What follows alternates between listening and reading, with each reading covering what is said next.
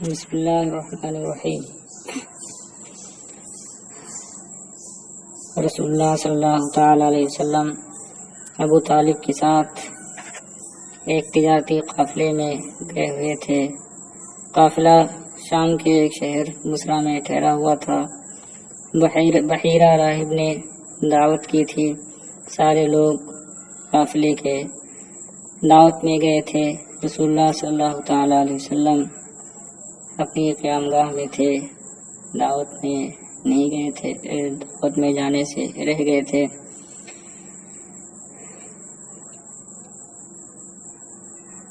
بحیرہ نے جب رسول اللہ صلی اللہ علیہ وسلم کو لوگوں کے اندر نہیں پایا، لوگوں کے بیچ میں، تو اس نے پوچھا کہ کیا کوئی ہے جو دعوت میں آنے سے چھوٹ گیا ہو؟ اسی کا ذکر ہے۔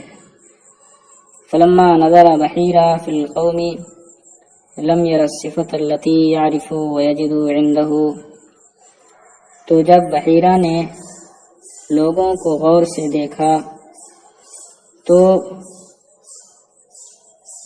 وہ صفت اسے نظر نہ آئی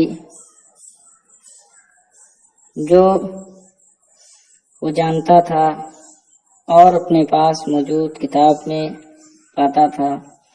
فقال یا معشر قریش لا يتخلفن احد منکم عن طعامی،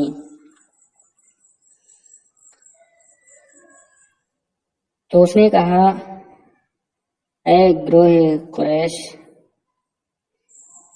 تم میں کا کوئی شخص ہرگز میرے کھانے سے چھوٹنے نہ پائے۔ قالوا له یا بحیرہ ما تخلف عنك احد ينبغي له ان يأتيك الا غلام وهو احدث القوم سنا۔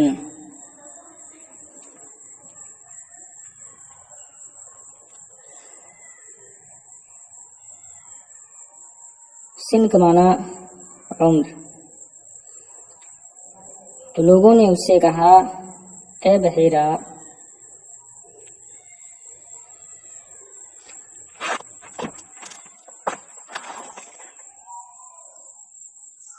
تیرے کھانے سے، تیری دعوت سے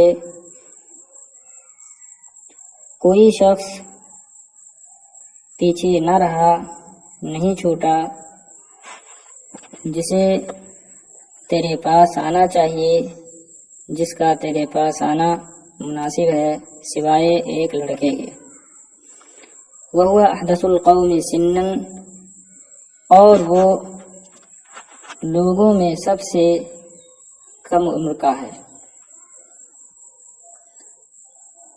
فَتَخَلَّفَ فِي رِحَالِهِمْ، تو وہ ان کے قیام گاہوں میں رہ گیا۔ فقال لا تفعلوا ادعوه فليحضر هذا الطعام، تو اس نے کہا ایسا نہ کرو،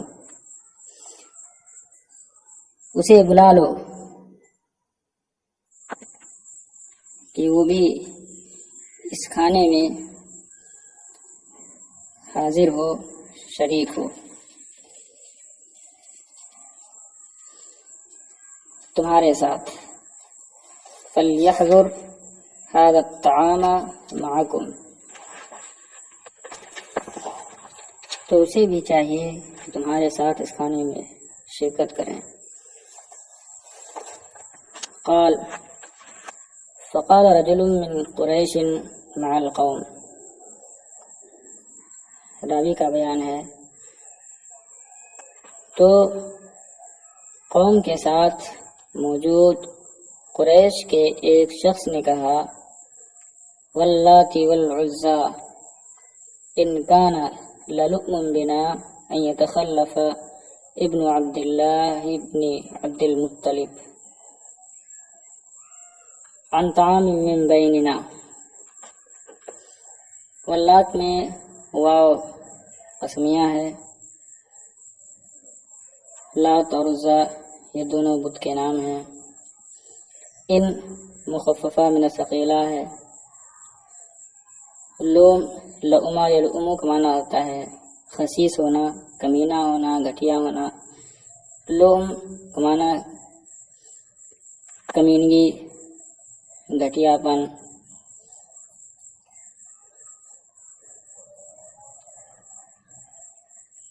لات اور عزا کی قسم، یقیناً یہ ہمارا گھٹیا پن ہے کہ عبداللہ بن عبد المطلب کے فرزند ہمارے درمیان سے کھانے سے چھوٹ جائیں، کھانے سے پیچھے رہ جائیں۔ ثم قام الیہ فاحتضنہ،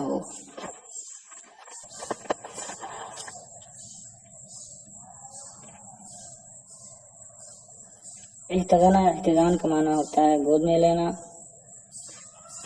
اور قام یقوم قیام کھڑا ہونا۔ وَأَجْلَسَهُ مَعَ الْقَوْمِ، اجلس اجلاس بٹھانا۔ قامہ ذہاب کے معنی کو متضمن ہے، اس لیے الا کے ساتھ استعمال ہوا ہے۔ پھر اٹھ کر ان کے پاس گئے، یعنی وہ آدمی اٹھے وہاں سے اور رسول اللہ صلی اللہ علیہ وسلم کے پاس گئے، پھر انہیں گود میں لے کر آئے اور لوگوں کے ساتھ انہیں بٹھا دیا۔ فلما رآہ بحیرا جعل یلحظہ لحظا شدیدا وینظر الی اشیاء من جسدہ قد کان یجدها۔ لحظ یلحظ، لحظہ ولحظ الیہ، اس کا معنی ہوتا ہے غور سے دیکھنا، ٹکٹکی لگا کر دیکھنا، گوشے چشم سے دیکھنا۔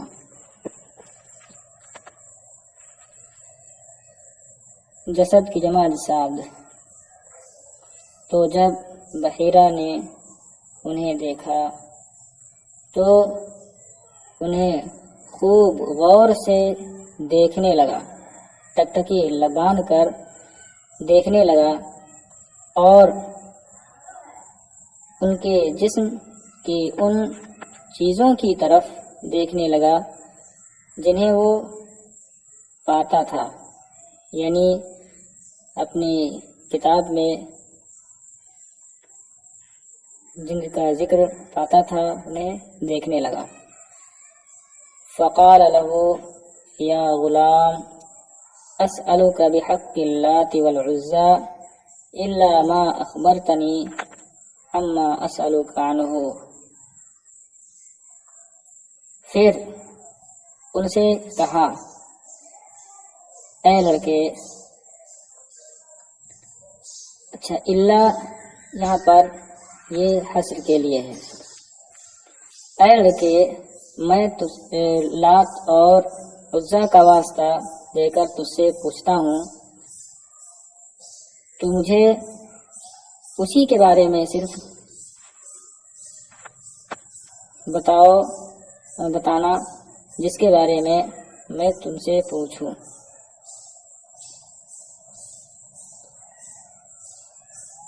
وإنما قال له بحيرة ذلك لأنه سمع قومه يحلفون بهما۔ اب رہ گئی یہ بات کہ بحیرہ یہ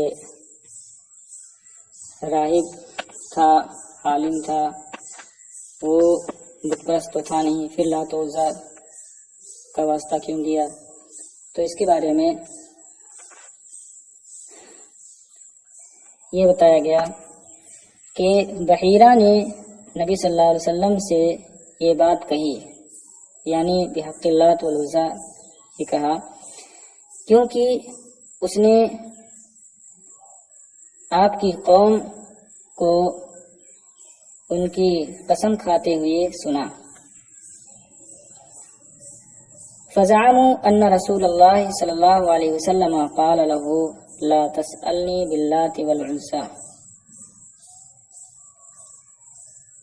لوگوں نے کہا، لوگوں کا خیال ہے کہ رسول اللہ صلی اللہ علیہ وسلم نے اس سے فرمایا تم مجھ سے لات اور عزا کا واسطہ دے کر نہ پوچھو۔ فواللہ ما ابغضت شیئا قط بغضہما۔ ابغضا ابغاض کا معنی ہوتا ہے نفرت کرنا، اور بغضہ یبغض باب فتح سے آتا ہے مجرد سے، اس کا معنی بھی ہوتا ہے نفرت کرنا، ناپسند کرنا۔ بغضہما یہ مفعول مطلق ہے۔ فواللہ اس لیے کہ اللہ کی قسم، تو اللہ کی قسم میں نے کبھی بھی کسی چیز سے میں نے کبھی کسی چیز سے نفرت نہ کی جتنی نفرت ان سے کی، یعنی لات اور عزا سے میں جتنی نفرت کرتا ہوں اتنی نفرت اور کسی چیز سے مجھے نہیں۔ فقال له بحیرہ فباللہ الا ما اخبرتنی عما اسألک عنہ۔ تو بحیرہ نے آپ سے کہا، عرض کیا تو اللہ کا واسطہ دے کر میں تم سے پوچھتا ہوں، تم مجھے انہی باتوں کے بارے میں بتانا جن کے بارے میں تم سے پوچھوں۔ فقال له سلنی عما بدا لک۔ تو رسول اللہ صلی اللہ علیہ وسلم نے اس سے فرمایا پوچھو مجھ سے ان باتوں کے بارے میں جن کے بارے میں تمہیں پوچھنا ہے۔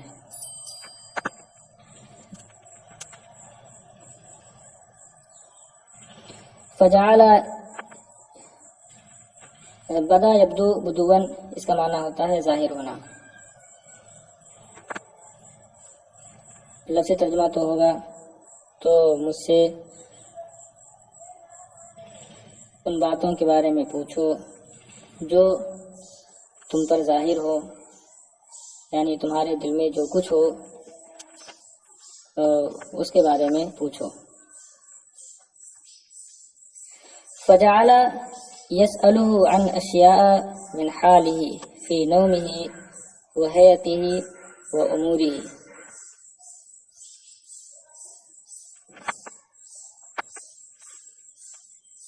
تو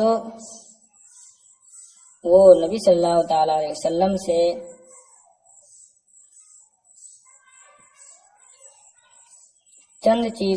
کچھ چیزوں کے بارے میں پوچھنے لگا، آپ کی حالت سونے کے وقت اور کیفیت اور آپ کے امور اور معاملات کے بارے میں پوچھنے لگا۔ فجعل رسول اللہ صلی اللہ علیہ وسلم یخبرہ فیتوافق ذلك ما عند بحیرہ من صفتہ۔ تو رسول اللہ صلی اللہ علیہ وسلم اسے بتانے لگے، تو یہ اس کے موافق ہوتا، تو یہ باتیں اس کے موافق ہو رہی تھیں جو آپ کی صفت سے بحیرہ کے نزدیک تھی، یعنی بحیرہ کے پاس موجود کتاب میں جو باتیں آپ کے تعلق سے تھیں، جو اوصاف تھے، تو آپ کی بتائی ہوئی بات اس کے موافق ہو رہی تھی۔ ثم نظر الى ظهره فرأى خاتم النبوة بين كتفيه على موضعه من صفته التي عنده۔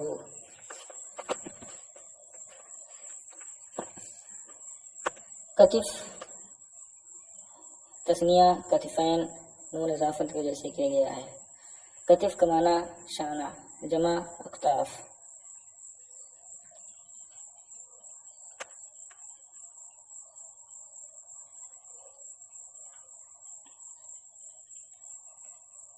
تو اس نے آپ کی پیٹھ کی طرف دیکھا، پھر اس نے آپ کی پیٹھ کی طرف دیکھا تو مہر نبوت آپ کے دونوں شانوں کے درمیان دیکھی،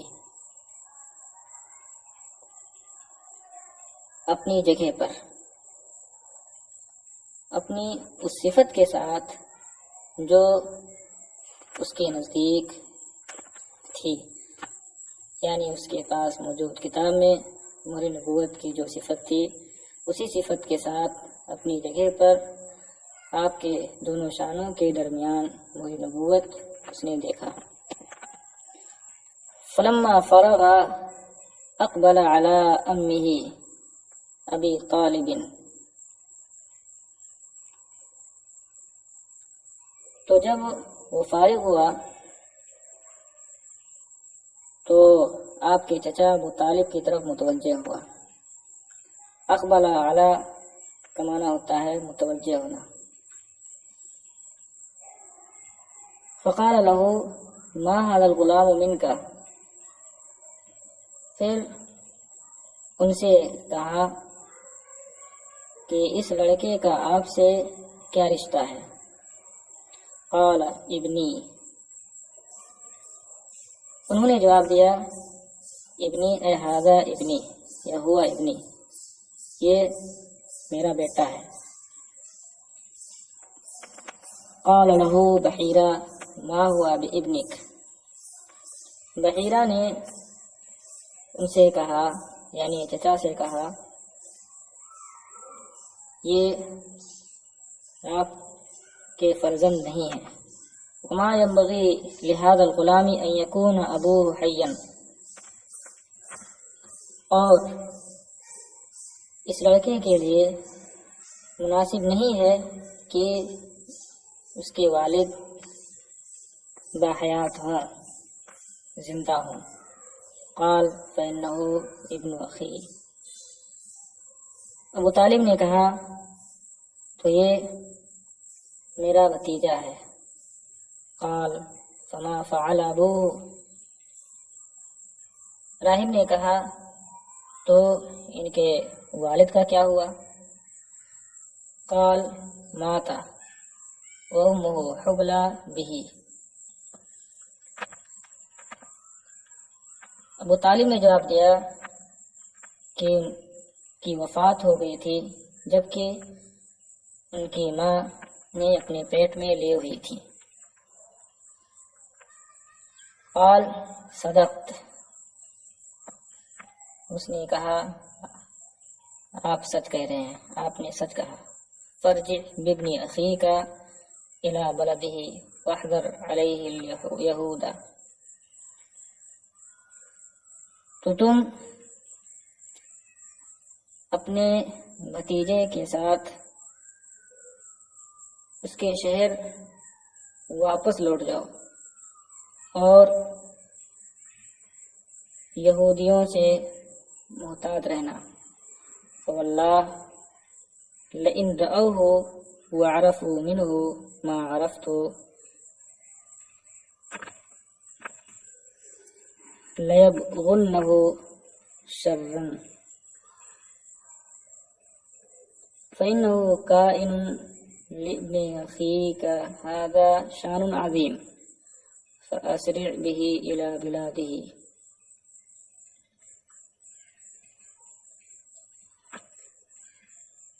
بغا یبغی اس کا معنی ہوتا ہے چاہنا، طلب کرنا۔ لیبغن جمع مذکر غائب کا صیغہ ہے، لام تاکید بنو کا تاکید ثقیلہ ہے۔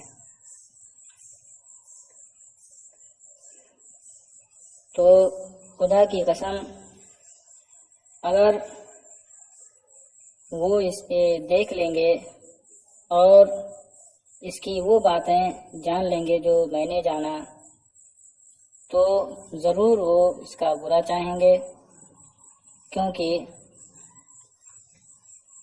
تمہارے اس بھتیجے کی ایک عظیم شان ہوگی، فَأَسْرِعْ بِهِ إِلَى بِلَادِهِ، تو تم اسے اس کے ملک جلدی لے کر جاؤ۔